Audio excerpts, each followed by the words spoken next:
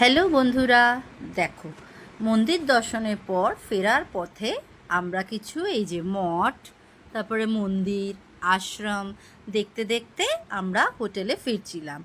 তার মাঝখানেই আমরা লাঞ্চটাও আমাদের সেরে নিলাম। হ্যাঁ, আমরা মায়াপুরের ভিতরে খাইনি, আমরা বাইরে বেরিয়ে এসে খেয়েছিলাম।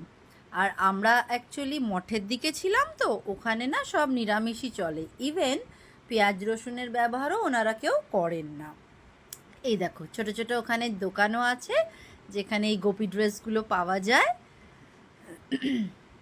দেখো কি সুন্দর।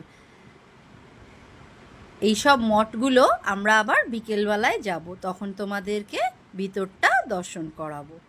এই দেখো আমরা লাঞ্চ সেরে আবার হোটেলে ফেরত চলে এসেছিলাম। মানে লাঞ্চের নিরামিষটা খুব টেস্টি টেস্টিই ছিল। 3 রকমের পদ দিয়ে, ডাল, পাঁপড়, এগুলো সব দিয়ে, আলু ভাজা আলাদা,